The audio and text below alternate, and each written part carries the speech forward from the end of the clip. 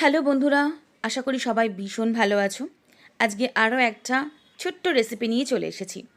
আজকে বেশি সময় নেব না, খুব সাধারণ একটা রেসিপি যেটা আজকাল সোশ্যাল মিডিয়াতে ভীষণ ভাইরাল। তো ভাবলাম আমিও চেষ্টা করি। আমারও ঘরে সে সমস্ত ইনগ্রিডিয়েন্টগুলো ছিল।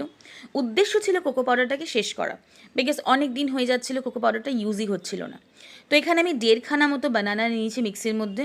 তার মধ্যে আমি দিয়ে দেবো 1/2 কাপ মতো কোকো পাউডার, ওকে, আর 1 কাপ মতো দুধ দিয়ে দেবো, ঠিক আছে।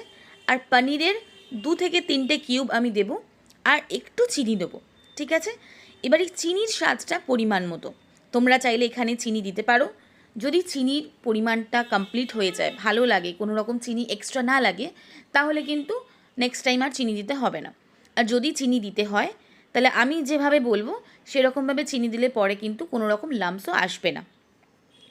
নর্মালি এটাই সুন্দর করে ফ্রিজারে রেখে সার্ভ করা যায়, বাট আমি একটু অন্যরকমভাবে করতে চাইছিলাম, তার জন্য আমি এটাকে কড়াইতে ট্রান্সফার করে দেবো। কড়াইটা গরম করতে দিয়ে দিয়েছি, ঠিক আছে। গরম হয়ে গেছে, একটু হালকা আছে যাতে জ্বলে না যায় তলাটা আর ধরে না যায়, একদম হালকা আছে।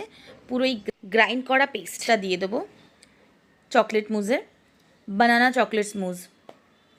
এর মধ্যে একটুখানি জল দেবো। এবার যেহেতু আমার চিনি আর এক্সট্রা লাগেনি, তাই আমি জলের মধ্যে চিনি দিইনি। যদি তোমাদের লাগে, একটুখানি জলের মধ্যে ওই চিনি দিয়ে গুলে সুন্দর করে জলটা দিয়ে দেবে। তাহলে কি হবে, তোমাকে এক্সট্রা করে চিনিটার লাম্পসের টেনশন করতে হবে না, ঠিক আছে। এইভাবে চিনি গুলে দিতে পারো জলের মধ্যে, একদম ডিজলভ হয়ে যাবে। মিষ্টিটা চেক করে নেবে, আমার মিষ্টিটা ঠিক ছিল, আমাকে আর এক্সট্রা করে কিছু দিতে হয়নি। বাস, এবার এই পুরো জলটা কিন্তু শুকোবে, ঠিক আছে। শুকনো হয়ে যাওয়ার পরেই কিন্তু নামাবো।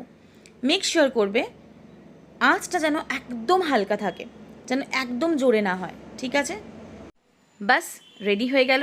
এবার একটা সুন্দর কন্টেনারে, টিফিন বক্সের মধ্যেও সুন্দর করে ঢাকা দিয়ে ফ্রিজারে 3 থেকে 4 ঘন্টা, ডিপ নর্মাল ফ্রিজে 3 থেকে 4 ঘন্টা, ডিপ ফ্রিজে আমি 1 ঘন্টা মতো রেখেছিলাম।